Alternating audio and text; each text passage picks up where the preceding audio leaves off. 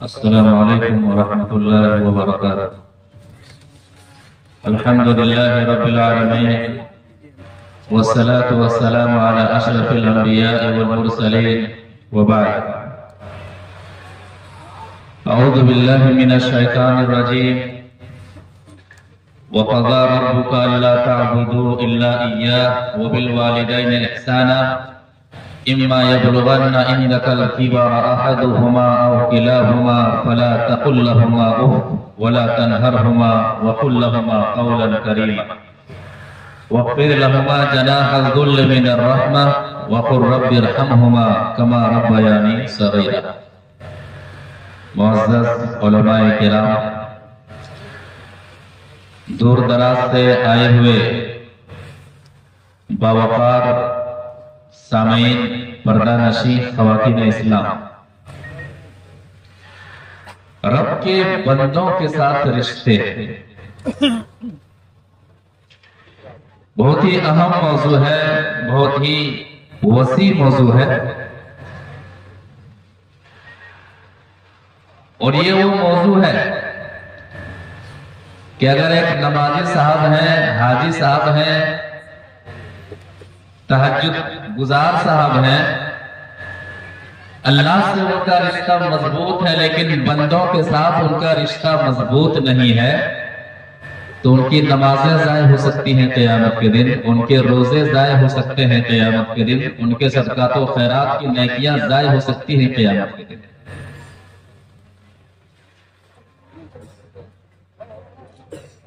رب کے بندوں کے ساتھ اگر رشتے اچھے نہ ہو، درست نہ ہو، تو اللہ کے رسول صلی اللہ علیہ وسلم فرماتے ہیں کہ چاہے مرد کا معاملہ ہو چاہے عورت کا معاملہ ہو، بڑی بڑی نیکیاں برباد ہو جاتی ہیں، بڑے بڑے اعمال برباد ہو جاتے ہیں.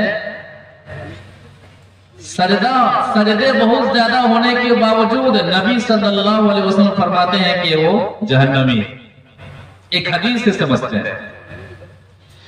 اس حدیث سے آپ اندازہ لگا سکتے ہیں کہ ایک آدمی کا دوسرے آدمی کے ساتھ جو رشتے ہیں، ان رشتوں کا معاملہ کس انداز سے ہونا چاہیے. جس سماج اور معاشرے کے اندر ہم لوگ رہ رہے ہیں، جی رہے ہیں، ہمارا اخلاق، ہمارا کردار ان کے ساتھ کیسا ہونا چاہیے. ہم لوگ یہ سمجھتے ہیں کہ سماج کا معاملہ ہے، نہیں، سماج کا معاملہ نہیں، یہ دین کا معاملہ ہے. اگر ہم نے رشتوں کو رب کے بندوں کے ساتھ مضبوط نہیں کیا تو یہ دین کا معاملہ ہے، ہماری آخرت تباہ ہو سکتی ہے. حدیث سے سمجھتے ہیں. حدیث اس طرح سے ہے. وعن ابی ہریرہ رضی اللہ تعالیٰ عنہ قال قال رجل یا رسول اللہ ان فلانة تذکر من کثرت صلاتها وصیامها وصدقتها غیر انها تؤذی جیرانها بلسانها قال هي في النار. قیل فإن فلانة تذکر من قلة صیامها وصلاتها وصدقتها وأنها تصدق بالأطوار من الأقط ولا تؤذي جيرانها بلسانها قال هي في الجنة. رواه احمد في مسند. مسند احمد کے اندر یہ حدیث موجود ہے. راوی حدیث حضرت ابو ہریرہ رضی اللہ تعالیٰ عنہ ہے. وہ فرماتے ہیں کہ ایک صحابی نبی صلی اللہ علیہ وسلم کے پاس آتے ہیں، کہتے ہیں کہ اللہ کے رسول صلی اللہ علیہ وسلم، ایک عورت ہے، بہت زیادہ نمازیں پڑھتی ہیں، بہت زیادہ روزہ رکھتی ہیں، بہت زیادہ صدقات و خیرات کرتی ہیں، یعنی فرائض کے علاوہ نوافل کی پابندی کرتی ہیں. لیکن ایک مسئلہ ہے، اس عورت کے اندر ایک خامی ہے کہ غیر انہا تؤذی جیرانہا بلسانہا، اپنی زبان سے پڑوسی کو ستاتی ہے، پریشان کرتی ہے. قال ہی فی النار، کہا وہ جہنمی ہے، وہ عورت جہنمی ہے. سوچنے والی بات ہے.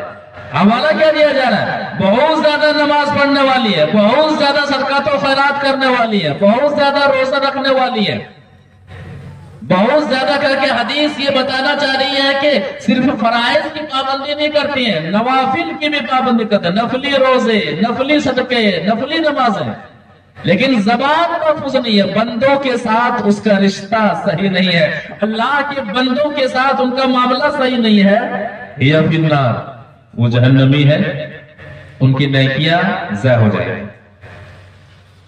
پھر پوچھا گیا وَإِنَّ فُلَانَةً تُذْكَرُ مِنْ قِلَّةِ صِيَامِهَا وَصَلَاتِهَا وَصَدَقَتِهَا۔ اے نبی صلی اللہ علیہ وسلم، ایک اور خاتون ہے، کم نمازیں پڑھتی ہیں، کم روزے رکھتی ہیں، کم صدقات و خیرات کرتی ہیں، وَأَنَّهَا تَصَدَّقُ بِالْأَثْوَارِ مِنَ الْعَقِدِ، پنیر کا ٹکڑا وہ صدقہ کرتی ہے، سمجھانے کے لیے معمولی صدقہ، یعنی یہ ایسی عورت ہے جو صرف فرائض پر ہی اکتفا کرتی ہیں، لیکن ایک خوبی ہے وَلَا تُؤْذِي جِيرَانَهَا بِلِسَانِهَا، اللہ کے بندوں کے ساتھ ان کا رشتہ بڑا پیارا ہے، بڑا اچھا ہے، اپنے پڑوسی کو ستاتی نہیں ہے، ملانے والی بات کرتی ہیں، ہمدردی والی بات کرتی ہیں، کسی کا دکھ اور غم کو ہلکا کرنے والی باتیں کرتی ہیں، قرآن و حدیث کی باتیں کرتی ہیں، اللہ کی باتیں کرتی ہیں، جنت و جہنم کی باتیں کرتی ہیں، بڑی پیاری خاتون ہے، زبان کی بڑی میٹھی ہے، سنے تو سنتی چلی جائے۔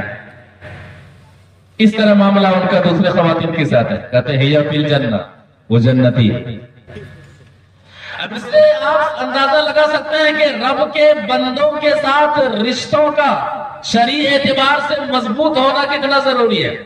اگر اللہ کے بندوں کے ساتھ ہمارے رشتے مضبوط نہیں ہوئے حقوق ادا کرنے کے اعتبار سے، چاہے زبانی حقوق کا معاملہ ہو، چاہے مالی حقوق کا معاملہ ہو، چاہے اور جو دیگر سماجی حقوق کے معاملات ہوں، اگر ایک نمازی صاحب، ایک حاجی صاحب اگر رب کے بندوں کے ساتھ رشتے کو شرعی طریقے سے مضبوط نہیں کر رہے ہیں، نماز کی نیکیاں ضائع ہو سکتی ہیں، حج کی نیکیاں ضائع ہو سکتی ہیں، روزے کی نیکیاں ضائع ہو سکتی ہیں۔ اب مختصراً بالترتیب ہم دیکھتے ہیں کہ حقوق کیا ہے۔ اللہ کے بعد رب کے بندوں کے حقوق میں سے جو اہم حقوق ہے وہ ماں کے حقوق ہیں، اس کے بعد سے باپ کے حقوق، ماں باپ کے حقوق، ماں باپ کے حقوق۔ ایک صحابی اللہ کے رسول صلی اللہ علیہ وسلم کے پاس آتے ہیں، کہتے ہیں نبی صلی اللہ علیہ وسلم میں آپ کے پاس مشورہ لینے کے لیے آیا ہوں، مشورہ یہ لینے کے لیے آیا ہوں کہ میں جہاد میں جانا چاہتا ہوں، میں میدان جہاد میں جا کر کے سرخرو ہونا چاہتا ہوں، آپ کی کیا رائے ہے؟ کہتے ہیں ماں ہے گھر میں ماں ہے۔ حدیث کیا کہتی ہے؟ ان معاویہ بن جاہمہ السلمی ان جاہمہ جاء الى النبی صلی اللہ علیہ وسلم فقال یا رسول اللہ اردت ان اغزو وقد جئت استشیرک، فقال رسول اللہ صلی اللہ علیہ وسلم هل لك من قال نعم، قال فالزمها فإن الجنة تحت رجليها۔ رواہ النسائی فی کتاب الجہاد، نسائی شریف کے اندر یہ حدیث کتاب الجہاد میں اسی طرح سے موجود ہے۔ راوی حدیث جیسا کہ پتہ چلا حضرت معاویہ بن جاہمہ رضی اللہ تعالیٰ عنہ، وہ کہتے ہیں کہ حضرت جاہمہ رضی اللہ تعالیٰ عنہ نبی صلی اللہ علیہ وسلم کے پاس آتے ہیں، اے نبی صلی اللہ علیہ وسلم اردت ان اغزو وقد جئت استشیرک، میں جہاد میں جانا چاہتا ہوں، میں اعلیٰ کلمت اللہ کو، میں اعلیٰ کلمت اللہ کے لیے جہاد میں جانا چاہتا ہوں، میں مجاہد بننا چاہتا ہوں، میں میدان جہاد میں سر کٹانا چاہتا ہوں، جنت میں جانا چاہتا ہوں۔ نبی صلی اللہ علیہ وسلم نے کہا هل لك من ماں ہے گھر میں ماں ہے۔ ہم سب کے لیے سوال ہے، آپ کے گھر میں ماں ہے، ہمارے گھر میں ماں ہے، ہماری ماں کے ساتھ ہمارا معاملہ کیا ہوتا ہے؟ هل لك من کیا گھر میں ماں موجود ہے؟ نبی صلی اللہ علیہ وسلم کے سوال کا جواب ہاں میں دیتے ہیں کہ اے نبی صلی اللہ علیہ وسلم، ہاں گھر میں ماں موجود ہے، ماں کو میں گھر میں اکیلے چھوڑ کر کے میدان جہاد میں جانا چاہتا ہوں، آپ کے بعد سے مشورہ لینے کے لیے آیا ہوں۔ مت جاؤ، کیا جہاد مت جاؤ، آپ کو جہاد فرض نہیں، جہاد مت جاؤ، فَالْزَمْهَا فَإِنَّ الْجَنَّةَ تَحْتَ رِجْلَيْهَا، گھر میں رہو، ماں کی خدمت کرو، ماں کو دوا کی ضرورت ہے، ماں کو آپ کی ضرورت ہے، قدم قدم پر ماں کو آپ کی ضرورت ہے، فَالْزَمْهَا، آپ پر جہاد فرض نہیں ہے، جاؤ، فَإِنَّ الْجَنَّةَ تَحْتَ رِجْلَيْهَا، جنت ماں کے قدموں کے نیچے۔ بحوالہ طبرانی کہ فَإِنَّ الْجَنَّةَ تَحْتَ أَرْجُلِهِمَا، جنت ماں کے قدموں کے نیچے بھی ہے، جنت باپ کے قدموں کے نیچے بھی ہے، دونوں طرح کی روایتیں موجود ہیں۔ اب اس حدیث کو سامنے رکھ کر کے مسلم معاشرہ غور و فکر کرے کہ ہمارا معاملہ ہمارے ماں باپ کے ساتھ کیسا ہوتا ہے، ہمارا رویہ ہمارے ماں باپ کے ساتھ کیسا ہوتا ہے۔ اللہ کے بعد زمین کے اوپر سب سے زیادہ حق کسی کا ہے تو وہ ماں کا ہے، اس کے بعد سے باپ کا ہے، یعنی ماں باپ کے حقوق سب سے زیادہ ہیں، اس کے بعد بیوی کا معاملہ ہے، اس کے بعد بچوں کا معاملہ ہے، اس کے بعد سے دوسری فیملی کا معاملہ ہے، اس کے بعد سے پڑوسی کا معاملہ ہے، اس کے بعد سے فلاں فلاں کا معاملہ ہے۔ ماں گھر میں کھانس رہی ہے، بیٹے کو کوئی پرواہ نہیں ہے، بوڑھی ہے، عادت ہو گئی ہے، گھر میں کیا ہو رہا ہے ماں باپ سے کوئی مطلب نہیں ہے۔ ماں کو دوا کی ضرورت ہے، ماں کو بیٹے کے سہارے کی ضرورت ہے، ماں کو کھانے کی ضرورت ہے، ماں کو بستر کی ضرورت ہے، باپ بیٹے کو کوئی پرواہ نہیں۔ کیا عادت ہو گئی ہے، عادت ہو گئی ہے، عادت ہو نہیں گئی ہے، آپ نے حق کو بھلا دیا ہے، ماں کے حق کو بھلا دیا ہے، ماں کے حق کو فراموش کر دیا ہے۔ اسی طرح سے اللہ کے رسول صلی اللہ علیہ وسلم کے پاس ایک صحابی آتے ہیں، میں ہجرت کرنا چاہتا ہوں، بہت بڑا ثواب ہے ہجرت کا، ہجرت کرنے سے پچھلے سارے گناہ معاف ہو جاتے ہیں، سارے گناہ معاف ہو جاتے ہیں۔ کہتے ہیں نبی صلی اللہ علیہ وسلم میں آپ کے پاس آیا ہوں، ہجرت کرنے پر بیعت کرنے کے لیے آیا ہوں کہ میں ہجرت کرنا چاہتا ہوں، اللہ کی خاطر میں بستی چھوڑنا چاہتا ہوں، وطن چھوڑنا چاہتا ہوں، لیکن ایک غلط کام، جو کام کر کے نہیں آنا تھا وہ کر کے آئے تھے۔ معاملہ کیا ہے حدیث سے سمجھتے ہیں۔ وعن عبد الله بن عمرو بن العاص رضی اللہ تعالی عنہ قال جاء رجل الى النبي صلی اللہ علیہ وسلم فقال یا رسول اللہ انی جیت الیک ابایعه علی الہجرہ فقال رسول اللہ وترک ابویہ یبکیان فقال النبی صلی اللہ علیہ وسلم ارجع الیہما واضحکہما کما ابکیتہما۔ رواہ البخاری فی کتاب المفرد، رواہ البخاری فی الادب المفرد۔ بخاری شریف کے اندر یہ حدیث موجود ہے، راوی حدیث ہے کہ عبداللہ بن عمرو بن عاص رضی اللہ تعالیٰ عنہما، وہ فرماتے ہیں کہ ایک صحابی نبی صلی اللہ علیہ وسلم کے پاس آتے ہیں، اے اللہ کے رسول صلی اللہ علیہ وسلم میں ہجرت پر بیعت کرنے کے لیے آیا ہوں، وَتَرَكَ أَبَوَيْهِ يَبْكِيَانِ، اور وہ صحابی آتے ہیں اپنے ماں باپ کو گھر میں روتے ہوئے چھوڑ کر کے آتے ہیں، ماں باپ کو ان کی ضرورت ہے لیکن ماں باپ کو روتے ہوئے چھوڑ کر کے آئے ہوئے کہ اے نبی صلی اللہ علیہ وسلم میں ہجرت کرنا چاہتا ہوں، اس پر بیعت کرنے کے لیے آیا ہوں۔ کہا نہیں، ارجع الیہما، گھر لوٹ جاؤ، واضحکہما کما ابکیتہما، جس طرح سے آتے ہوئے آپ نے ماں باپ کو رلایا ہے، جا اور اپنے ماں باپ کو ہنسا، اپنے ماں باپ کو راضی کر، اپنے ماں باپ کو خوش کر کہ میرے والدین میں ہجرت نہیں کرنے جا رہا ہوں، میں آپ کی خدمت کے لیے ہر وقت موجود ہوں، میں آپ کی خدمت کے لیے ہم وقت آپ کے پاس ہوں۔ غور کرنے والی بات ہے، ہجرت یہ دینی مسئلہ ہے، جہاد یہ دینی مسئلہ ہے، لیکن اگر ماں باپ کو آپ کی ضرورت ہے تو اسلام کہتا ہے کہ آپ ہجرت نہ کریں، اسلام کہتا ہے کہ آپ جہاد نہ کریں، آپ کو جہاد میں جانا آپ کے لیے فرض نہیں ہے، آپ کو جہاد فرض نہیں ہے۔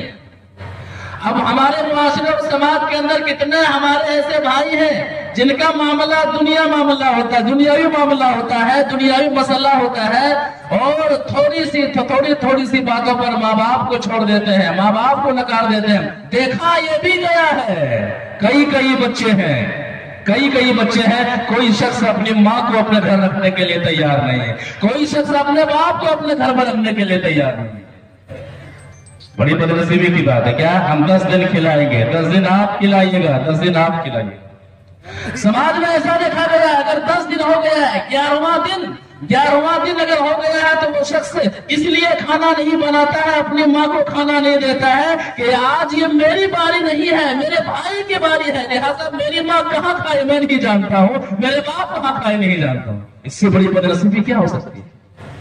اس سے بڑی بدنصیبی کیا ہو سکتی ہے؟ حضرت ابو بردہ رضی اللہ تعالیٰ عنہ فرماتے ہیں امام بخاری رحمہ اللہ نے الادب المفرد کے اندر یہ واقعہ نقل کیا ہے. کہتے ہیں کہ میں عبداللہ بن عمر رضی اللہ تعالیٰ عنہما کے ساتھ تھا. وَرَجُلٌ يَمَانِيٌّ يَطُوفُ بِالْبَيْتِ حَمَلَ أُمَّهُ وَرَاءَ ظَهْرِهِ. یمن سے ایک شخص اپنی ماں کو لائے ہیں طواف کروانے کے لیے. مکہ لائے ہوئے اور کیسے لائے ہیں؟ کندھے پر بٹھا کر کے لائے ہیں. ماں چل نہیں سکتی ہے, ماں خود سے چل کر کے طواف نہیں کر سکتی ہے. یمن سے آنے والا شخص اپنی ماں کو اپنے کندھے پر بٹھا کر کے طواف کرواتے ہیں, خانہ کعبہ کے ارکان کی تکمیل کرواتے ہیں. شعر کہتے ہیں انی لہا بعیرھا المذلل ان اذعرت رکابھا لم اذعر. میں اپنی ماں کے لیے فرما بردار اونٹ ہوں, اگر اونٹ بدک جائے تو میں بدکنے والا نہیں ہوں. یعنی میری ماں میرے اوپر بیٹھی ہوئی ہے, اس کے لیے جتنی بھی مجھے تکلیفیں ہوں, جتنی بھی پریشانیاں ہوں, ساری تکلیفوں کو میں برداشت کرنے کے لیے تیار ہوں. شراح حدیث میں یہاں تک لکھا ہے کہ اسی موقع پر ماں پیشاب بھی کر دیا کرتی تھی, غلاظت بھی کر دیا کرتی تھی. ماں بوڑھی ہو چکی تھی. کہتے ہیں طواف کروانے کے بعد عبداللہ بن عمر رضی اللہ تعالی عنہما کے پاس وہ یمن سے آئے ہوئے شخص کہتے ہیں, سارا واقعہ بتاتے ہیں کہ میں نے اپنی ماں کو اپنے کندھے پر بٹھا کر کے طواف کروایا. اترانی جزیتھا, اے صحابی رسول, کیا میں نے اپنی ماں کا حق ادا کر دیا؟ میں نے اس تک بھی نہیں کہا ہے, کیا میں نے اپنی ماں کا حق ادا کر دیا؟ کہا لا ولا بزفرۃ واحدہ. تیری پیدائش کے وقت تیری ماں نے جو پہلی چیخ نکالی تھی ابھی اس کا حق ادا نہیں ہوا, ابھی اس کا حق ادا نہیں ہوا. ہمارا معاملہ کیا ہوتا ہے؟ ماں کے ساتھ ہمارا تعلق نہیں, ہم نہیں کھلائیں گے, ہم نہیں پلائیں گے. والدین ہمارے صرف نہیں ہیں, آپ کے بھی ہیں. میرے بھائیوں, اس تعلق سے غور و فکر کرنے کی ضرورت ہے. قرآن مجید کے اندر اللہ تبارک و تعالیٰ نے سورہ اسراء آیت نمبر 23 اور 24 کے اندر 5 حقوق بیان کیے, 5 باتوں کا تذکرہ کیا, اور ان 5 باتوں میں حوالہ یہ دیا گیا ہے کہ آپ جب کسی لائق نہیں تھے, آپ جب کمزور تھے, آپ جب خود سے کھا نہیں سکتے تھے, اس وقت آپ کے والدین طاقتور تھے, ان کے جذبے جوان تھے, ان کی ہڈیاں جوان تھی. انہوں نے آپ کو بڑے لاڈ سے پالا ہے, بڑی محبت سے انہوں نے تمہاری پرورش کی ہے. آج تم مضبوط ہو گئے ہو, تمہارے والدین کمزور ہو گئے ہیں, ان کا اسی طرح سے خیال رکھنا. چڑچڑاپن کا شکار ہو جاتے ہیں, ان کی باتوں کو دل پہ نہ لینا, ان کے ساتھ ادب سے بات کرنا, ان کے ساتھ احترام سے بات کرنا, ان کے ساتھ نرمی سے بات کرنا. جب بھی بوڑھے والدین آپ کو تکلیف دے, پریشان کرے, ایسے موقع پر سمجھنا کہ بڑھاپا کا معاملہ ہے.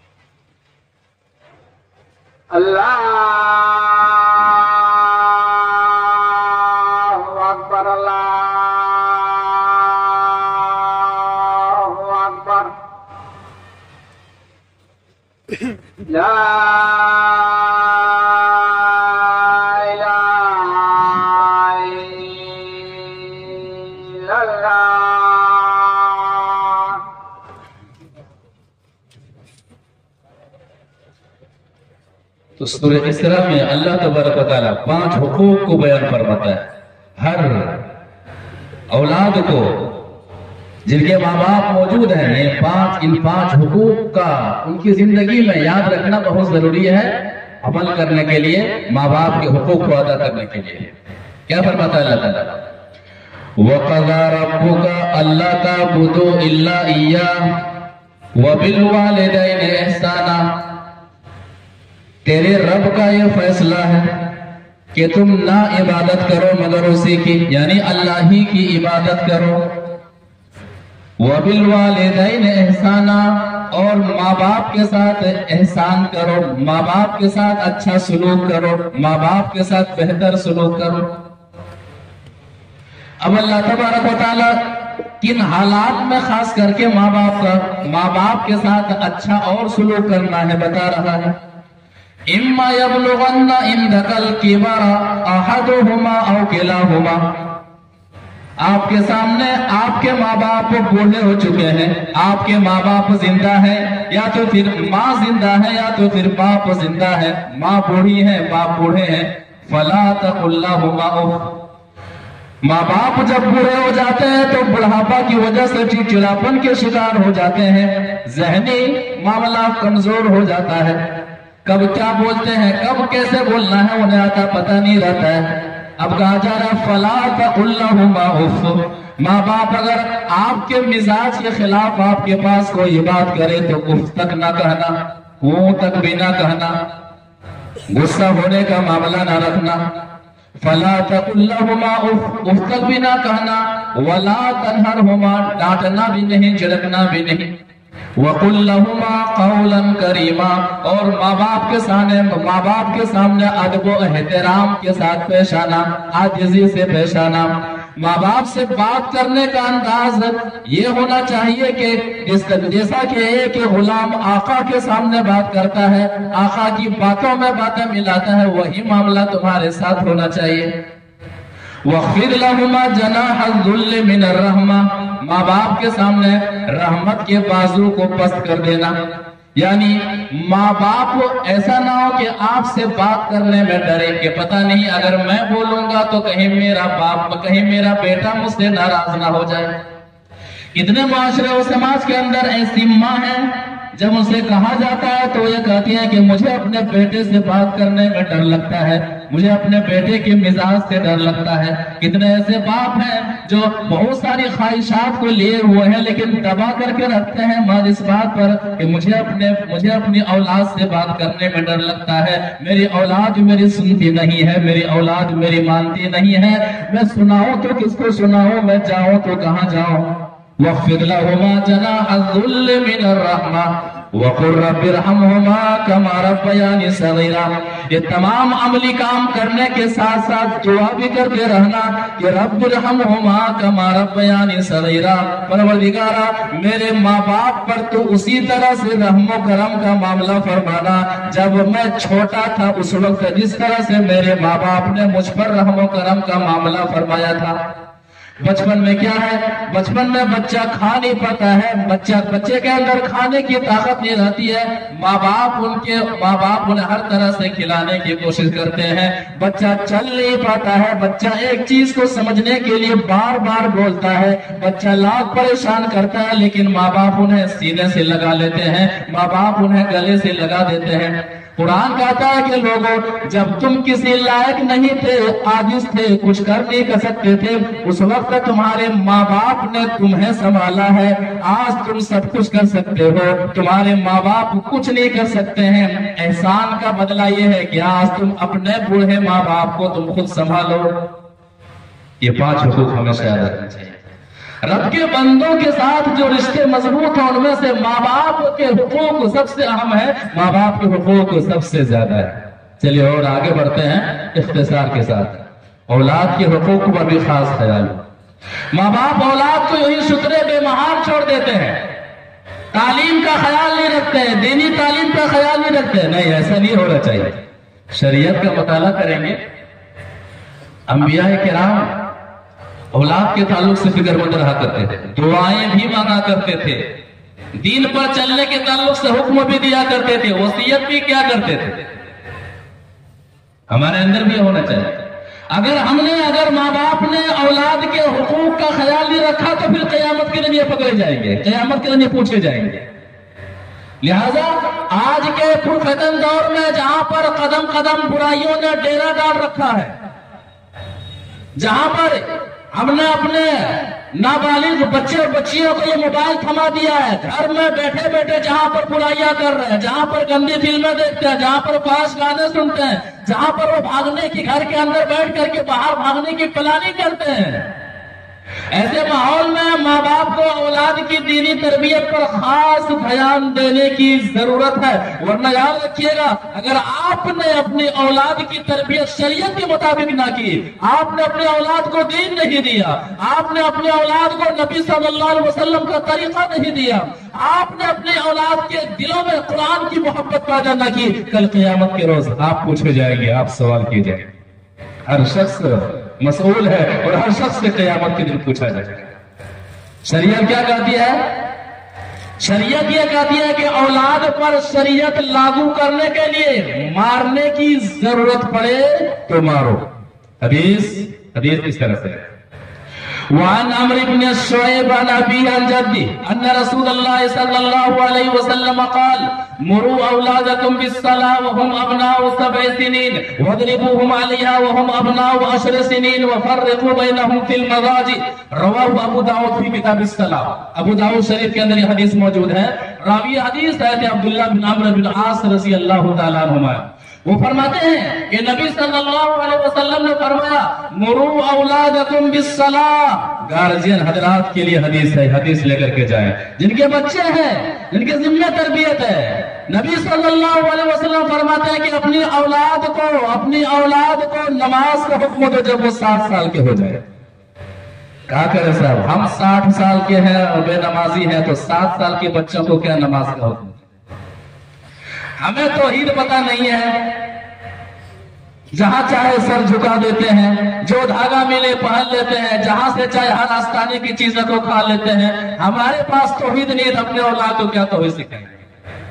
یہ بہت ہی بڑا المیہ ہے ہمارے مسلم سماج کے اندر کہ ماں بے نمازی ہے، باپ بے نمازی ہے، اور پھر جب ان کے بچے بگڑ جائیں گے کہتے ہیں کہ حضرات دم کر دیجئے، میرا بچہ بگڑ گیا۔ یہ اخلاق، یہ دینی تعلیم کوئی روح افزا شربت نہیں ہے کہ حضرت دم کر کے دے دیں گے، پلا دیں گے، آپ کا بچہ بالکل حاجی اور نمازی بن جائے۔ تربیت یہ استدراج چاہتی ہے۔ 7 سال کا ہو گیا ہے، آپ کے بچے کو پتا ہونا چاہیے آپ کے بچے کو وضو کا طریقہ پتا ہونا چاہیے، آپ کے بچے کو مسجد کی اہمیت پتا ہونی چاہیے، آپ کے بچے کو نماز پڑھنے کا طریقہ معلوم ہونا چاہیے، آپ کے بچے کو سورہ فاتحہ یاد ہونی چاہیے، آپ کے بچوں کو قرآن کی سورتیں یاد ہونی چاہیے، آپ کے بچوں کو تشہد کی دعائیں یاد ہونی چاہیے، آپ کے بچوں کو رکوع اور سجدے کی دعائیں یاد ہونی چاہیے۔ ہم نے کہا گیا ہے 7 سال کا ہو جائے تو نماز کو حکم دو، نماز کے سارے طریقے سکھا دو، ساری دعائیں یاد کروا دو۔ کہاں ہے ماں اور بہنیں؟ کچن میں ہے، سامنے موبائل ہے، کیا دیکھ رہے ہیں؟ سیریل دیکھ رہے ہیں۔ सीरियल, शॉर्ट वीडियो, खुद हंस रही है, खुद अकेले हैं, बस औकात लगता है कि पागल हो गई, अकेले हंसती है। भाई क्या हुआ भाई? अरे सीरियल देख रहे थे, अरे शॉर्ट वीडियो देख रहे थे, बड़ा मजा, कॉमेडी, बड़ा जबरदस्त कॉमेडी करते हैं। हमारी माओ का यह हाल है। लिहाजा हमारी माओ और बहनों को तरबियत के ताल्लुक से सीरत आयशा पढ़ने की जरूरत है, सीरत फातिमा पढ़ने की जरूरत है, सीरत खदीजा पढ़ने की जरूरत है। लिहाजा अगर हमारी माएं और बहनें चाहें, और अगर हमारी माएं और बहनें चाहती हैं कि इस दौर के अंदर भी सलाहुद्दीन अय्यूब जैसी शख्सियत पैदा हो, मोहम्मद बिन कासिम जैसी शख्सियत पैदा हो, उन्हें माओ जैसा किरदार अदा करना होगा। उनकी जिंदगी में तरबियत का मामला, दीनी मामला होना बहुत जरूरी है। जब बच्चे 7 साल के हो जाए, नमाज का हुक्म तो 10 साल हो गया है, नमाज नहीं पढ़ रहा, मारो मारो। मारते हैं क्यों? ट्यूशन नहीं जा रहा है, सही से होमवर्क नहीं बनाता है, मार्क्स कितना कम आया हुआ है। 5 घंटा 6 घंटा दुनियावी तालीम में देते हैं, फिर कहते हैं मेरा बच्चा बिगड़ गया। नहीं, मारो। अगर आपका बच्चा फजर में नहीं उठता है, आप उन्हें मारिए। शरीयत ये कहती है अदब सिखाने के लिए, दीन सिखाने के लिए उन्हें मारिए। ये नबी सल्लल्लाहु अलैहि वसल्लम का हुक्म है। इसी तरह से दुआएं अंबिया है, औलाद के ताल्लुक से फिक्रमंद रहिए। आप भी अल्लाह तबारक व तआला से रिश्ते को मजबूत रखिए, और अपनी औलाद से रिश्तों को मजबूत रखने के लिए औलाद के ताल्लुक से दुआ कीजिए। सूरह साफ़ात आयत नंबर 100 देखिए, सूरह इब्राहिम आयत नंबर 40 देखिए। इब्राहिम अलैहिस्सलाम क्या दुआ करते हैं? रब्बी हबली मिनस सालिहीन, ऐ अल्लाह मुझे सालेह औलाद अता फरमा, मुझे नेक औलाद अता फरमा।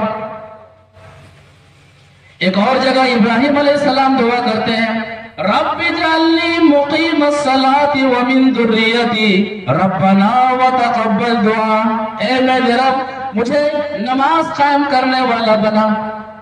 लोगों, इब्राहिम अलैहिस्सलाम की फिक्र नमाज के ताल्लुक से देख लीजिए, हमारी फिक्र क्या है। ऐ मेरे रब, मुझे ऐसा बना दे कि मैं नमाज कायम करूं, मैं नमाज से बहुत ज्यादा मोहब्बत करूं, मैं हर हाल में नमाज पढ़ूं। जब मैं नमाज में खड़ा हूं तो मेरा हाल ये हो कि गोया मैं अल्लाह को देख रहा हूं, या फिर मैं अल्लाह, या फिर अल्लाह मुझे देख रहा है। रब्बि जअलनी मुकीमस सलाति व मिन दुर्रियती, ऐ अल्लाह मुझे नमाज कायम करने वाला बना, और मेरे बाल बच्चों को भी नमाज कायम करने वाला बना दे। रब्बना व तक़ब्बल दुआ, ऐ हमारे रब तू दुआ कबूल फरमा ले। दुआ भी करनी है, हुक्म भी देना है, दुआ भी करनी है। लिहाजा बंदों का ताल्लुक बंदों के साथ कैसा होना चाहिए? जब माँ और बेटे का ताल्लुक हो, बाप और बेटे का ताल्लुक हो, तो दीनी एतबार से यह ताल्लुक होना चाहिए, वरना मुआशरा खराब से खराब तर होता चला जाएगा। ऐसा नहीं होना चाहिए। चलिए आगे बढ़ते हैं। मियाँ बीवी के ताल्लुकात, बंदों का ताल्लुक बंदों से, उनमें से मियाँ बीवी के अंदर ताल्लुकात का मामला दुरुस्त होना चाहिए। घरेलू फसाद, घरेलू बिगाड़, बहुत सारे असबाब में से अहम सबब, शोहर बीवी का हक अदा नहीं करते हैं, बीवी शोहर का हक अदा नहीं करती। हुकूक में कमी करना ये बहुत ही अहम मामला है। उन्हें हुकूक पता ही नहीं है, हुकूक के बारे में वो लोग जानते ही नहीं है, बहुत जरूरी है। कितने ऐसे जन्नतनुमा घरों को उजड़ते हुए देखा गया है, और शादी के बाद देखा गया है। क्यों? बीवी को शोहर का हक पता नहीं है, शोहर को बीवी का हक पता नहीं है। बीवी चाहती है कि शोहर को मैं कंट्रोल में रखूं, शोहर चाहता है कि बीवी मेरे मुताबिक रहे। कोई किसी का हक सही तरीके से अदा नहीं करते हैं। लिहाजा शोहर बीवी का हक शरीयत के मुताबिक अदा करे, बीवी शोहर का हक शरीयत के मुताबिक अदा करे। अल्लाह के बंदों का ताल्लुक बंदों के साथ, उनमें जो मामला शोहर और बीवी का है, शरीयत के मुताबिक हो, तो फिर घर जन्नत नुमा बन जाता है, घर पुरसुकून हो जाता है, घर में आराम आदमी महसूस करता है। वरना आदमी घर जाना नहीं चाहता है। क्या किच सुनने के लिए घर जाए, वहां ही चाय पर चाय पीते रहता है, सिगरेट पर सिगरेट पीते रहता है, शराब पर शराब। भाई शराब क्यों पी रहे हो? भाई बीवी की किचकिच से परेशान है, बीवी की बदजुबानी से परेशान है। बहुत सारे मसाइल होते हैं, बहुत सारे वजूहात होते हैं। دین کی بنیاد پر نکاح نہیں کیا جاتا ہے، ایک بندے کا تعلق دوسرے کے ساتھ دین کی بنیاد پر نہیں جوڑا جاتا ہے، تو بہت سارے مسائل پیدا ہوتے ہیں۔ تو مرد پر بیوی کے حقوق کیا ہے، ایک حدیث سے سمجھتے ہیں۔ وعن حکیم ابن معاویہ القشیری عن ابیہ قلت یا رسول اللہ ما حق زوجۃ احدنا علیہ قال ان تطعمها اذا طعمت وتكسوها اذا اكتسيت او اكتسبت ولا تضرب الوجه ولا تقبح ولا تهجر الا في البيت رواه ابو داؤد فی کتاب النکاح۔ ابو داؤد شریف کے اندر یہ حدیث موجود ہے۔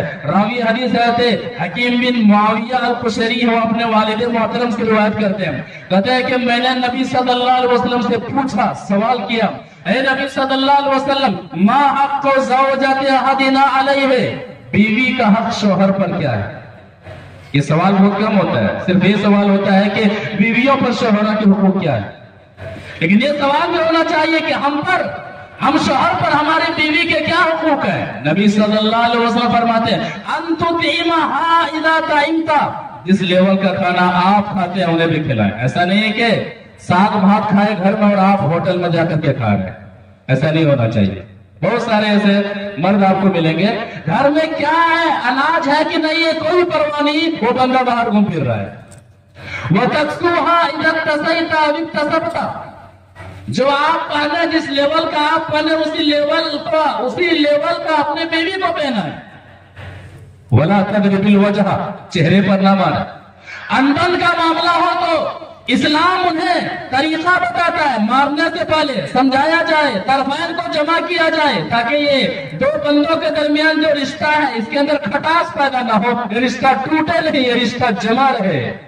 طرفین کے لوگوں کو بلایا جائے، انہیں سمجھایا جائے، بستر سے الگ کیا جائے۔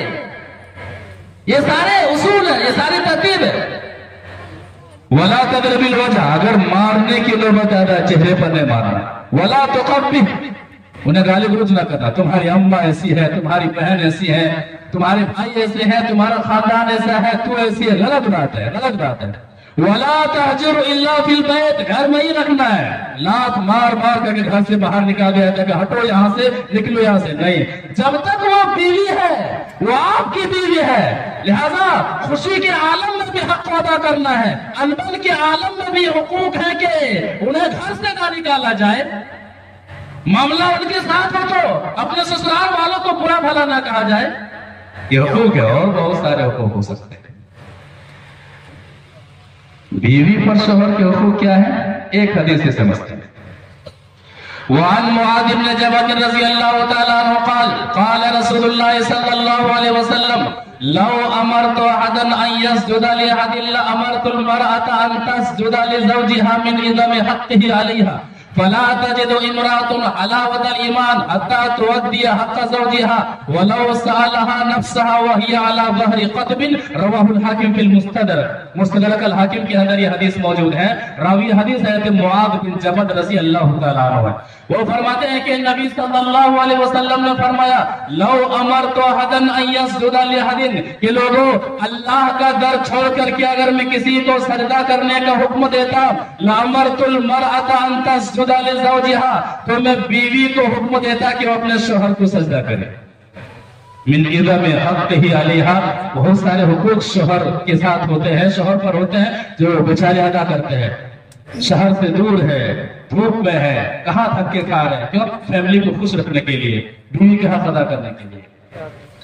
آگے فرماتے ہیں وَلَا تَجِدُ امْرَأَةٌ حَلَاوَةَ الْإِيمَانِ حَتَّى تُؤَدِّيَ حَقَّ زَوْجِهَا، کوئی بھی عورت ایمان کی لذت نہیں پا سکتی یہاں تک کہ وہ اپنے شوہر کے حقوق کو ادا کرے۔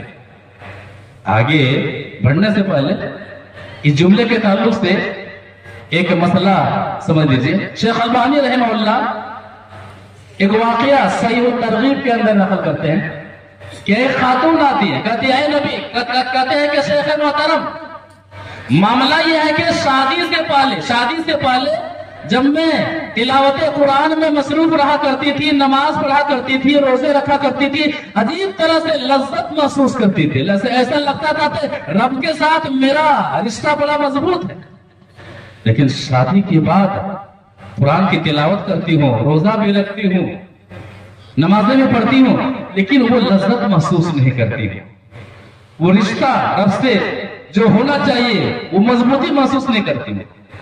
کچھ بتائیے، شیخ البانی رحمۃ اللہ علیہ فرماتے ہیں آپ کا معاملہ آپ کے شوہر کے ساتھ کیسا ہے؟ وہ جھنجلا جاتی ہے، کہتی ہے میں اپنی نمازوں کے بارے میں، اپنی عبادات کے بارے میں پوچھ رہی ہوں اور آپ فرما رہے ہیں کہ آپ کا معاملہ آپ کے شوہر کے ساتھ کیسا ہے؟ کہتے میری بہن ہاں معاملہ ایسا ہی ہے، معاملہ ایسا ہی ہے۔ کیوں؟ پھر یہی جملہ فرماتے ہیں کہ نبی صلی اللہ علیہ وسلم کا فرمان ہے فَلَا تَجِدُ امْرَأَةٌ حَلَاوَةَ الْإِيمَانِ حَتَّى تُؤَدِّيَ حَقَّ زَوْجِهَا، کوئی بھی عورت ایمان کا مزہ اس وقت تک نہیں پا سکتی جب تک کہ وہ اپنے شوہر کے حقوق کو ادا نہ کرے۔ اگر کوئی بیوی نماز پڑھتی ہے، روزہ رکھتی ہے، حج کی ہوئی ہے، لیکن وہ لذت محسوس نہیں کر رہی ہے تو اپنے آپ میں محاسبہ کرے کہ شوہر کے تعلق سے ان کا معاملہ کیسا ہے، حق ادا کرتی ہے کہ حق ادا نہیں کرتی۔ اللہ کے بندوں کے ساتھ رشتہ کمزور ہو جائے تو رب سے رشتہ کمزور ہو جاتا ہے، اتنی اہم بات ہے۔ معاشرے و سماج کے اندر مسکین طبقہ بھی رہتا ہے، یتیم طبقہ بھی رہتا ہے، یہ ہم مالداروں کی ذمہ داری بنتی ہے۔ خوشی کا موقع ہو، غم کا موقع ہو، کسی یتیم کو یہ محسوس نہ ہو کہ کاش میرے والد محترم زندہ ہوتے تو یہ کام میرا پورا ہو جاتا۔ کسی بیوہ کو یہ محسوس نہ ہو کہ کاش اگر میرے شوہر آج زندہ ہوتے تو میرا یہ کام پورا ہو جاتا۔ اگر کوئی یتیم ہمارے معاشرے و سماج میں کسی ضرورت کے وقت یہ محسوس کرتا ہے تو ہمارا معاشرہ زندہ نہیں ہے۔ ہم پوچھے جائیں گے، ہمارے پاس روپے پیسے کی پھر کوئی اہمیت نہیں۔ ہمارے مسلم سماج کے اندر، ہمارے معاشرے کے اندر یتیم ہے، انہیں احساس نہ ہو، بیوہ میں احساس نہ ہو، سارے حقوق ادا کیے جا رہے ہوں، انہیں یہ کہنا نہ پڑے کہ کاش میرے والد محترم ہوتے تو یہ کام ہو جاتا، انہیں کسی خاتون کو یہ کہنا نہ پڑے کہ کاش میرا شوہر ہوتا تو میرا یہ کام ہو جاتا۔ یتیموں اور بیواؤں کے ساتھ اچھا رشتہ رکھیے، اللہ تبارک و تعالیٰ کے یہاں بڑا مقام ہے۔ کیا ہے حدیث سے سمجھتے ہیں۔ وعن سهل بن سعد رضی اللہ تعالیٰ عنہ قال قال رسول اللہ صلی اللہ علیہ وسلم انا وکافل الیتیم فی الجنت ہاکذا واشار باصبعہ السبابۃ والوسطی، رواہ البخاری فی کتاب الادب۔ بخاری شریف کے اندر یہ حدیث موجود ہے، راوی حدیث ہے سہل بن سعد رضی اللہ تعالیٰ عنہ ہے۔ وہ فرماتے ہیں کہ نبی صلی اللہ علیہ وسلم نے فرمایا کہ لوگوں انا وکافل الیتیم فی الجنت ہاکذا، نبی صلی اللہ علیہ وسلم اپنی دونوں انگلیاں اس طرح سے ملا کر کے فرماتے ہیں کہ میں اور یتیم کی کفالت کرنے والا، یتیم کا خیال رکھنے والا، یتیم کے ساتھ اچھا سلوک کرنے والا، یتیم پر اپنا مال خرچ کرنے والا جنت میں ایسے ہوں گے جس طرح سے آپس میں یہ دونوں انگلیاں ملی ہوئی ہیں۔ آج کیا ہوتا ہے؟ ستایا جاتا ہے، مال لوٹ لیا جاتا ہے، انہیں مارا جاتا ہے، انہیں ڈانٹا جاتا ہے، ان کے ساتھ ظلم کیا جاتا ہے، بچہ روتا ہے کہ میرے ساتھ ایسا ہوا، میرے ساتھ ویسا ہوا ہے۔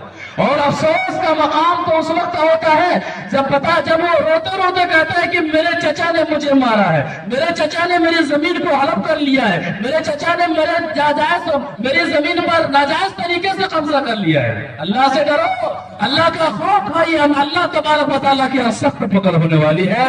یتیم معاشرے اور سماج کے اندر انہیں احساس نہیں ہونا چاہیے کہ میں یتیم ہوں، اس طرح سے ان کی خبر گیری کے معاملہ ہونا چاہیے۔ بیوہ حدیث اس طرح سے ہے۔ وعن ابی ہریرہ رضی اللہ تعالی عنہ قال قال رسول اللہ صلی اللہ علیہ وسلم السعی علی الارملۃ والمسکین کالمجاہد فی سبیل اللہ او القائم اللیل الصائم النہار، رواہ البخاری فی کتاب النفقات۔ بخاری شریف کے اندر یہ حدیث موجود ہے، راوی حدیث حضرت ابو ہریرہ رضی اللہ تعالی عنہ ہے۔ وہ فرماتے ہیں کہ نبی صلی اللہ علیہ وسلم نے فرمایا السعی علی الارملۃ والمسکین، بیواؤں کی دیکھ بھال کرنے والا، مسکینوں کی دیکھ بھال کرنے والا، ان کا خیال رکھنے والا، ان کے پاس کپڑے ہیں کہ نہیں ہے، ان کا چولہا جل رہا ہے کہ نہیں ہے، بیمار ہے علاج کے لیے پیسے ہیں کہ نہیں ہے، ان کی ضروریات زندگی کی تکمیل ہو رہی ہے کہ نہیں ہو رہی ہے، یہ فکر لے کر کے زندگی گزارنے والا، یہ کہنے والا کہ فکر مت کیجیے میں ہوں نا، یہ کہنے والا ہونا چاہیے. ایسا مالدار ایسا دلدار ہونا چاہیے جو کسی بیوہ کے پاس جائے کسی یتیم کے پاس جائے اور کہے کہ میں ہوں نا, فکر مت کیجیے, مجھے یاد کیجیے گا.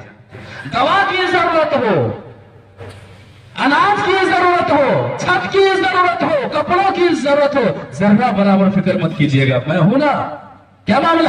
المجاہد فی سبیل اللہ, ایسا شخص اللہ کی راہ میں جہاد کرنے والے کی طرح ہے. مسلمانوں, یہ مقام اور یہ فضیلت اپنی زندگی میں پیدا کیجیے. بیواؤں کی خدمت کرنے والا, مساکین کا خیال رکھنے والا, کل مجاہد فی سبیل اللہ, اللہ کی راہ میں جہاد کرنے والے کی طرح ہے. ابھی قائم اللیل, رات میں تہجد پڑھنے والے کی طرح ہے. ابھی صائم النہار, دن میں روزہ رکھنے والے کی طرح ہے. اللہ اکبر. یہ چیزیں غائب ہے ہمارے معاشرے سماج کی. رب کے بندوں کے ساتھ بہتر رشتہ رکھیے, اللہ تعالیٰ سے آپ کا رشتہ مضبوط ہوگا, اللہ تبارک و تعالیٰ سے آپ کا معاملہ درست ہوگا. اور آگے بڑھتے ہیں. غیر مسلم بھائیوں کے ساتھ اچھا رشتہ رکھیں. ہم لوگوں نے یہ سمجھ لیا ہے وہ اسلام سے دور ہے, ہمارے دشمن ہے. غلط ہے, ایسا نہیں ہے. ہمارے حقوق ہیں جو ہم نہیں دے رہے. ہمارے غیر مسلموں کے ساتھ اچھا سلوک ہونا چاہیے. اب یاد کیجئے غار ہرا, پہلی وحی اتر رہی ہے. سورہ علق کی ابتدائی 5 آیتیں نازل ہوتی ہیں. نبی صلی اللہ علیہ وسلم ڈرے ڈرے آتے ہیں. بخاری حدیث میں متین ہے. کیا کہتے ہیں؟ خدیجہ لقد خشیت علی نفسی, مجھے اپنی جان کا خطرہ ہے. خدیجہ میرے بیوی, ایسا لگتا ہے کہ اب میں بچنے والا نہیں ہوں, میرے ساتھ جو واقعہ پیش آیا ہے. خدیجہ رضی اللہ تعالیٰ عنہ اپنے شوہر نامدار, اپنے سرتاج کو تسلی دیتی ہے. اور کن کلمات کو تسلی دیتی ہے؟ 5 باتوں کا حوالہ دیتی ہے. اور 5 باتوں کا تعلق انسانی رشتوں سے ہے, انسانی ضروریات سے ہے. نہ وہاں دھرم کا معاملہ ہے, نہ وہاں مذہب کا معاملہ ہے, انسانوں کا معاملہ ہے, چاہے مسلم ہو چاہے غیر مسلم ہو. کیا فرما رہے ہیں کہ میرے شوہر, اللہ واللہ ما یخزیک اللہ ابدا, اللہ کی قسم اللہ تعالیٰ آپ کو ضائع نہیں کرے گا. اللہ کی قسم اللہ تبارک و تعالیٰ آپ کو ضائع نہیں کرے گا, آپ کو رسوا نہیں کرے گا. کیوں؟ انک لتصل الرحم, آپ صلہ رحمی کرتے ہیں, آپ رشتوں کو جوڑتے ہیں. وتحمل الکل, آپ دوسروں کا بوجھ اٹھاتے ہیں. وتقسم المعدوم, جن کے پاس کچھ بھی نہیں آپ انہیں کما کر کے دیتے ہیں. وتقری الضیف, آپ مہمان نواز ہیں. وتعین علی نوائب الحق, اور آپ حق والوں کا ساتھ دیتے ہیں. آپ حق والوں کا ساتھ دیتے ہیں. لہذا غیر مسلموں کا تعلق خدمت خلق کے تعلق سے, کسی بھی تعلق سے ایک مسلمان کا بہتر ہونا چاہیے. نبی صلی اللہ علیہ وسلم کے پاس ایک یہودی بچہ خدمت کیا کرتا تھا, بیمار ہو جاتے ہیں. آج بھی ہمارے غیر مسلم بھائی بیمار ہو, ان کے پاس جائیں, ان کا خیال رکھیں, بھائی کیا معاملہ ہے, علاج کے تعلق سے کیا معاملہ ہے, ان کی خبر گیری کریں, ان کا حال چال پوچھیں. یہ کیا ہے؟ اسلام سے متاثر کرنے کا بہترین طریقہ ہے. یہودی بچہ بیمار ہو جاتا ہے, نبی صلی اللہ علیہ وسلم چل کر کے ان کے گھر آتے ہیں. معاملہ کیا ہوتا ہے, ایک حدیث سے سمجھتے ہیں. وعن انس بن مالک رضی اللہ تعالیٰ عنہ قال كان غلام يهودي يخدم النبي صلى الله عليه وسلم فمرض فأتاه النبي صلى الله عليه وسلم فقعد عند راسه فقال له رسول الله صلى الله عليه وسلم أسلم فنظر إلى أبيه وهو عنده فقال أتي أبا القاسم صلى الله عليه وسلم فأسلم فخرج النبي صلى الله عليه وسلم وقال الحمد لله الذي أنقذه من النار. رواه البخاری في کتاب الجنائز. بخاری شریف کے اندر یہ حدیث موجود ہے. راوی حدیث ہے انس بن مالک رضی اللہ تعالیٰ عنہ. وہ فرماتے ہیں کہ اللہ کے رسول صلی اللہ علیہ وسلم کا ایک یہودی بچہ, یہ یہودی غلام جو نبی صلی اللہ علیہ وسلم کی خدمت کیا کرتا تھا, بیمار ہو جاتے ہیں. گھر میں فریش ہیں, بستر پر پڑے ہوئے ہیں, بیماری شدت اختیار کر چکی ہے. چل کر کے نبی صلی اللہ علیہ وسلم کے گھر آتے ہیں. کہاں ہمارا معاملہ, بھائی بیمار ہے, نہیں جاتے. مرنے کی بات پتہ چلتا اچھا بیمار تھے کیا ہوتا ہے. بے حسی کا عالم یہ ہے کہ بھائی بیمار ہے, باپ بیمار ہوتے ہیں, ماں بیمار ہوتی ہے, بیٹے کو پتا نہیں چلتا. اچھا ہمیں پتا نہیں تھا, بتانا چاہیے تھا نا. یہ معاشرے سے ہمارا یہ تعلق ہے. نبی صلی اللہ علیہ وسلم چل کر کے ان کے پاس جاتے ہیں, سرہانے بیٹھ جاتے ہیں, دیکھتے ہیں معاملہ نازک ہے. کہتے ہیں اسلم, بچے اسلام لے. فنظر الى ابیہ وهو عنده, اس بچے کا باپ وہاں بیٹھا ہوا ہے. بیٹا باپ کی طرف دیکھ رہا ہے، باپ بیٹے کی طرف دیکھ رہا ہے. بیٹا کہتے ہیں، باپ کہتے ہیں کہ بیٹے ابو القاسم کی بات مان لیں صلی اللہ علیہ وسلم. یہودی ہے، یہودیوں کے تعلق سے کہا گیا ہے یہودی اسلام کو، محمد صلی اللہ علیہ وسلم کو اسی طرح سے پہچانتے تھے جس طرح سے اپنے بیٹوں کو وہ پہچانتے، لیکن حسد کی بنیاد پر انہوں نے حق قبول نہ کی. کہا محمد صلی اللہ علیہ وسلم کی اطاعت کر لے، اسلام قبول کرتے ہیں، وفات ہو جاتی ہے، نبی صلی اللہ علیہ وسلم وہاں سے نکلتے ہیں، الحمدللہ الذی انقذہ من النار، تمام تعریف اس اللہ کے لیے ہے اس نے اس بچے کو آگ سے بچا لیا. ہمارا تعلق دعوتی اعتبار سے غیر مسلم بھائیوں کے ساتھ بہتر ہونا چاہیے. ہمارا تعلق خدمت خلق کے اعتبار سے، ضروریات کی تکمیل کے اعتبار سے، ان کے ہاں آنے جانے کے اعتبار سے، احوال پوچھے جانے کے اعتبار سے بہتر ہونا چاہیے. اسلام یہ حق دیتا ہے اور اس حق کو ہم نے مٹھی میں بند کر کے رکھا ہوا ہے، ایسا نہیں ہونا چاہیے. آج مسلمان اور غیر مسلمین کے درمیان جو نفرت کا ماحول بنا ہوا ہے اور ماحول بنتا جا رہا ہے، ان میں بہت سارے اسباب میں سے ایک اہم سبب، ہم جس ماحول میں رہ رہے ہیں ہم نے اپنے غیر مسلم تک دین کو صحیح طریقے سے نہیں پہنچایا، اسلام کو صحیح طریقے سے نہیں پہنچایا، اسلام کی صحیح تصویر ہم ان کے سامنے بن نہ سکے. لہذا ہمارا تعلق غیر مسلموں کے ساتھ بہتر ہونا چاہیے. آخری بات، ہمارا تعلق کس بنیاد پر انسانوں کے ساتھ اور کس حد تک انسانوں کے ساتھ کس انداز سے ہونا چاہیے. شریعت میں ایک مسئلہ ہے الولا والبرا، یہ بہت ہی اہم مسئلہ ہے، عقیدے کا مسئلہ ہے. الولا والبرا، ایمان کی بنیاد پر دوستی، ایمان کی بنیاد پر دشمنی. ایمان کی بنیاد پر دوستی، ایمان کی بنیاد پر دشمنی.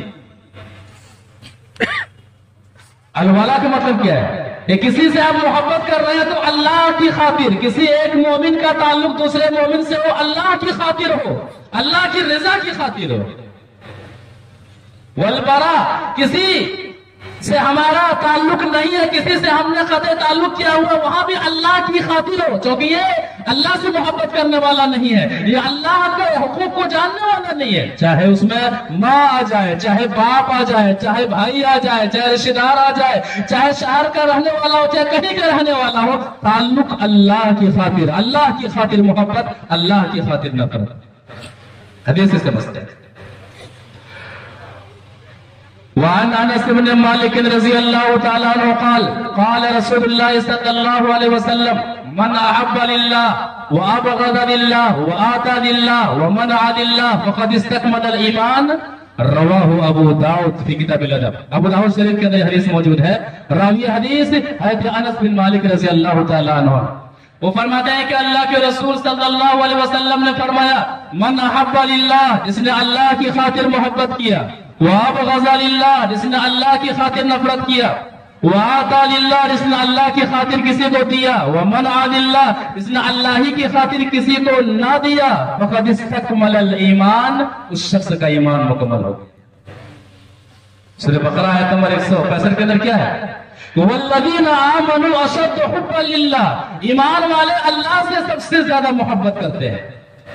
اللہ کی محبت کے مقابلے میں اب اگر شہر والوں کی محبت آئے انہیں قبول نہ ہو، ماں کی محبت آئے قبول نہ ہو، باپ کی محبت آئے قبول نہ ہو، خاندان کی محبت آئے قبول نہ ہو، محبت سب سے زیادہ اللہ سے ہونی چاہیے. بلال رضی اللہ تعالیٰ عنہ کے واقعے سے کون واقف نہیں ہے؟ سمیہ رضی اللہ تعالیٰ عنہ کے واقعے سے کون واقف نہیں ہے؟ عمار رضی اللہ تعالیٰ عنہ کے واقعے سے کون واقف نہیں ہے؟ یاسر رضی اللہ تعالیٰ عنہ کے واقعہ سے کون واقف نہیں ہے؟ ستائے جا رہے ہیں، مارے جا رہے ہیں، تپائے جا رہے ہیں، لیکن انہوں نے اللہ کی محبت کو نہیں چھوڑا. وہ جان چکے تھے کہ اگر اللہ کی محبت ہے تو مرنے کے بعد کامیابی ہے. اگر اللہ کی محبت میں ہم نے کسی اور کو شریک کر دیا، اللہ کے حقوق میں ہم نے کسی اور کو شریک کر دیا، دنیا میں بھی تباہی ہے، آخرت میں بھی تباہی ہے. محبت اللہ کی خاطر، نفرت اللہ کی خاطر، یہ انداز اور یہ معاملہ ہمیشہ ایک مسلمان کی زندگی میں واضح ہونا چاہیے. نبی صلی اللہ علیہ وسلم کا واقعہ. دو باتیں کہہ کے اپنی بات ختم کریں گے انشاءاللہ. پہلی چیز اللہ کی خاطر محبت.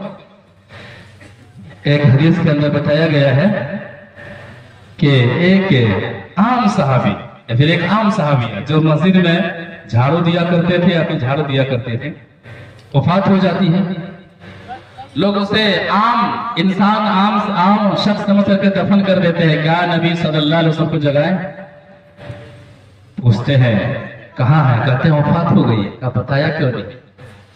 اللہ کی خاطر محبت ایمان ہے. کیا ہے حدیث سے سمجھتے ہیں.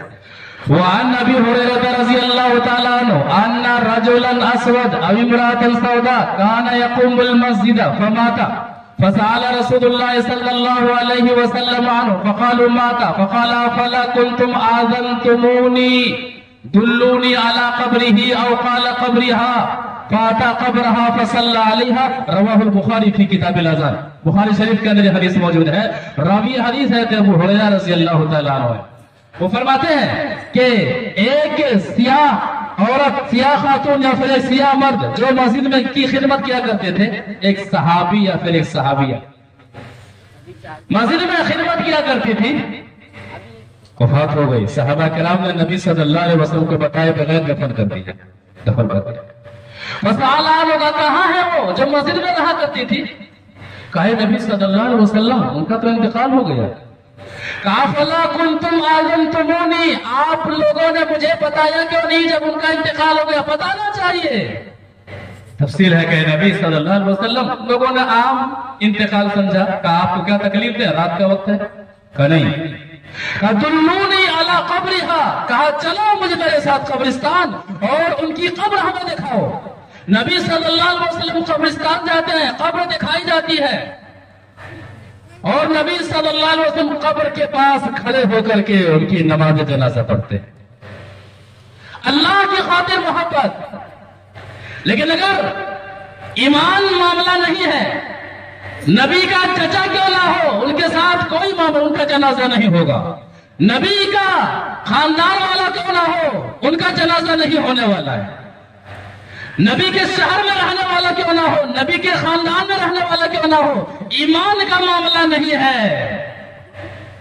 اسلام کہتا ہے اگر نبی پڑھا بھی ہے رب قبول نہیں کرنے والا ہے. کیا معاملہ ہے؟ عبداللہ بن ابی، رئیس المنافقین عبداللہ بن ابی، ان کے بیٹے کا نام عبداللہ. رئیس المنافقین کا انتقال ہو جاتا ہے. روتے روتے ان کے بیٹے آتے ہیں، اے نبی صلی اللہ علیہ وسلم سب کچھ پتا ہے، میرے باپ نے جو آپ کو تکلیف دی، وفات ہو گئی ہے، درد ہے، اگر آپ اپنی قمیص نکال کے دے دیں. آپ رحمت للعالمین ہیں، آپ تو ان کے لیے دعائیں کرنے والے ہیں جنہوں نے آپ کو صاحب کے ساتھ غلط سلوک کیا ہے. قمیص نکال کے دے دیتے ہیں.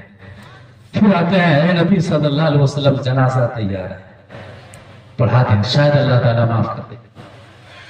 جانے لگتے ہیں. عمر بن خطاب رضی اللہ تعالیٰ عنہ روک لیتے ہیں. اے نبی صلی اللہ علیہ وسلم اس شخص کا جنازہ پڑھانے جا رہے ہیں جس نے آپ کے ساتھ ایسا کیا، جس نے آپ کے ساتھ ویسا کیا ہے. جاتے ہیں، پڑھا دیتے ہیں. پڑھا دیا. اٹھائیے سورۃ توبہ آیت نمبر 4، اٹھائیے سورۃ توبہ آیت نمبر 80 اور آیت نمبر 84.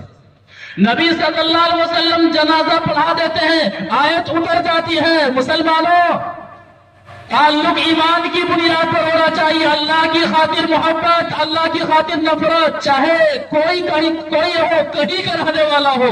ایمان ہے تو ہمارا تعلق ہے، ایمان ہے تو ہمارا تعلق اس تعلق سے نہیں ہے. آیت اتر جاتی ہے، اے نبی صلی اللہ علیہ وسلم آپ نے ایک مرتبہ جنازہ پڑھایا ہے، اگر 70 مرتبہ بھی اس منافق کا جنازہ پڑھائیں گے ہم معاف نہیں کریں گے. ہم چلے جاتے ہیں، محلے کا ہے نا، ساتھ میں رہا ہے، پڑھے رہتے ہیں. کیا ہے؟ استغفر لهم او لا تستغفر لهم. اے نبی صلی اللہ علیہ وسلم آپ ان کا جنازہ پڑھیں یا پھر آپ ان کا جنازہ نہ پڑھیں برابر ہے. اے نبی صلی اللہ علیہ وسلم استغفر لهم او لا تستغفر لهم، آپ ان کے لیے استغفار کریں یا پھر آپ ان کے لیے استغفار نہ کریں برابر ہے. اور اے نبی صلی اللہ علیہ وسلم ان تستغفر لهم 70 مرہ، آپ نے تو ایک مرتبہ جنازہ پڑھا ہے. اے نبی صلی اللہ علیہ وسلم، اگر آپ اس منافق کا جنازہ، اگر آپ اس کافر کا جنازہ ایک مرتبہ نہیں، 2 مرتبہ نہیں، 3 مرتبہ نہیں، 70 مرہ 70 مرتبہ بھی پڑھا لیں گے، اے نبی صلی اللہ علیہ وسلم، آپ مخلوق میں سب سے افضل ہیں، آپ امام الانبیاء ہیں، سب کچھ ہونے کے باوجود اگر آپ اس منافق کا جنازہ 70 مرتبہ بھی پڑھا دیں گے پھر بھی بخشش نہیں ہونے والی ہے۔ ذالک بانہم کفروا باللہ ورسولہ، وجہ یہ ہے کہ انہوں نے اللہ کا انکار کیا ہے، اللہ کے رسول صلی اللہ علیہ وسلم کا انکار کیا ہے۔ آگے وارننگ دے دی گئی، وَلَا تُصَلِّ عَلَىٰ أَحَدٍ مِّنْهُمْ مَاتَ أَبَدًا وَلَا تَقُمْ عَلَىٰ قَبْرِهِ۔ اور آج کے بعد اے نبی صلی اللہ علیہ وسلم اچھی طرح سے سمجھ لیجئے کہ ان میں سے کسی کا بھی جنازہ کسی مشرک کی وفات ہو جائے، کسی منافق کی وفات ہو جائے تو جنازہ پڑھنا تو دور کی بات ہے، قبر پر کھڑا تک بھی نہیں ہونا ہے۔ الولاء والبراء کو سمجھنا بہت ضروری ہے۔ لہذا رب کے بندوں کا رشتہ رب کے بندوں کے ساتھ بہت ہی اچھی طرح سے ہونا چاہیے۔ یاد رکھیے گا، اگر ہمارا رشتہ اللہ کے بندوں کے ساتھ شریعت کے مطابق نہیں ہوا، ہماری نمازیں ضائع ہو جائیں گی، ہمارے صدقات و خیرات ضائع ہو جائیں گے، کل قیامت کے روز یہ سارے حقوق لے لیں گے، پروردگار اس نے میرے ساتھ حق تلفی کی تھی، نماز کی نیکیاں چلی جائیں گی، روزے کی نیکیاں چلی جائیں گی، حج کی نیکیاں چلی جائیں گی۔ لہذا اللہ کے حق کے بعد بندوں کے حقوق کا معاملہ بڑا ہی اہم معاملہ ہے، لہذا ہم نے سنا ہے دوسروں تک پہنچانا ضروری ہے، دوسروں تک پہنچانا ضروری ہے، دوسروں میں عام کرنا ضروری ہے، اور اجلاس کا مقصد ہی یہی ہے کہ ہم سنیں اور دوسروں تک قرآن و حدیث کی باتیں پہنچائیں۔ ابھی دیکھا گیا پوسٹر لگایا گیا تھا، ہمارے کسی 2 نوجوان نے چادر اوڑھ کر کے پوسٹر کو پھاڑ دیا، اس میں موضوع کیا ہے؟ اتباع رسول۔ خصوصی خطیب یہاں پر موجود ہے جن کے لیے آپ لوگ بہت ہی دور دراز سے بھی آئے ہوئے، پوسٹر پر پھاڑ دیا گیا ہے۔ موضوع کیا ہے اس میں؟ رب کے بندوں کے ساتھ رشتے، اتباع رسول۔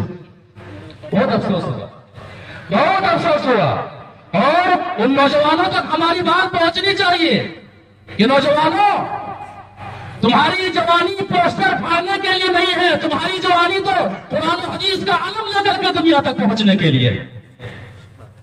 نوجوانوں، تم اتنے بزدل کب سے ہو گئے ہو؟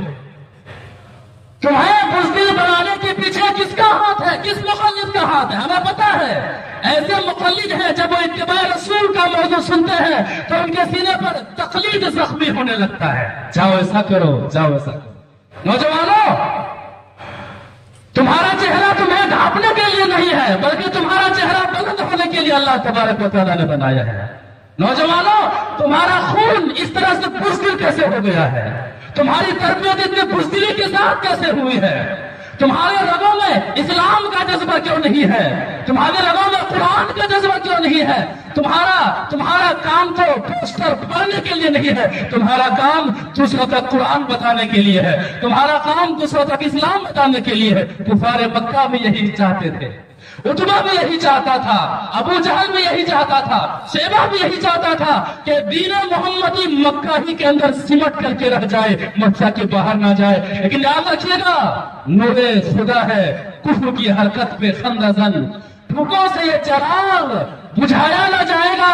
لہذا نوجوانوں، آپ کو کوئی اختلاف ہے، آئیے، پیغام عمری آپ کے پاس بیٹھنے کے لیے تیار ہے، آپ سے ڈیبیٹ کرنے کے لیے تیار ہے، آپ سے مناقشہ کرنے کے لیے تیار ہے۔ لہذا جس نے آپ کو بزدل بنایا ہے، ہمارے پاس آئیے، ہم آپ کو ایمان کی روشنی دیں گے انشاءاللہ، ہم آپ کو جانباز سپاہی بنائیں گے انشاءاللہ، ہم آپ کو پوسٹر پھاڑنے والا نہیں، پوسٹر چپکانے والا جذبہ دیں گے انشاءاللہ۔ آپ کہیں اکیلے قرآن و حدیث والا ہوں گے، آپ اکیلے پوسٹر چپکائیں گے، آپ کو اندر خوشی محسوس ہوگی، آپ کے اندر ڈر اور خوف محسوس نہیں ہوگا۔ آج نوجوانوں کو اسلام کی ضرورت ہے، نوجوان اسلام سے دور ہے۔ نوجوانوں کو اتباع رسول کی طرف آنے کی ضرورت ہے، اور نوجوان قرآن و حدیث سے دور ہے۔ افسوس کی بات ہے کس قدر ایک مسلمان کے گھر میں اسلام نہیں ہے، اندازہ لگا سکتے ہیں۔ ایک مسلمان کے گھر میں نبی کا طریقہ نہیں ہے، نبی کی محبت نہیں ہے۔ افسوس کی بات ہے، اللہ تبارک و تعالیٰ ہدایت سے نوازے، اللہ تبارک و تعالیٰ توفیق انسانیت عطا فرمائے، اللہ تبارک و تعالیٰ انہیں ایسے لوگوں کو سمجھنے، سدھرنے اور قرآن و حدیث کی طرف لپکنے اور قرآن و حدیث کی طرف آنے کی توفیق عطا فرما، اور وجہ قرآن و حدیث کے تعلق سے جو بھی باتیں کہی گئی ہیں ان باتوں پر ہم تمام کو عمل کرنے کی توفیق عطا فرما، دوسروں تک قرآن و حدیث کی باتیں پہنچانی ہے، یہ جذبہ لے کر کے یہاں سے اٹھنے کی ہمیں توفیق عطا فرما۔ قرآن و حدیث کا فہم جن کے پاس جتنا ہے اس اعتبار سے ہر شخص وہ داعی ہے، ہر شخص وہ دوسروں کا قرآن و حدیث کی باتیں افہام سلف کی روشنی میں پہنچانے کے تعلق سے مکلف ہے، اور وہ دلارہ ہمیں قرآن و حدیث سے عملی محبت کرنے کی توفیق عطا فرما۔ قرآن و حدیث کا ہم سب کو قرآن و حدیث کی باتیں دوسروں تک پہنچاتے رہنے کی توفیق عطا فرما۔ تو ہمیں جب تک اس دنیا کے اندر زندہ رکھ، ایمان اور اسلام کی حالت میں زندہ رکھ، اور جب ہمارا خاتمہ ہو تو خاتمہ بالخیر ہو، آمین یا رب العالمین۔ السلام علیکم ورحمۃ اللہ وبرکاتہ۔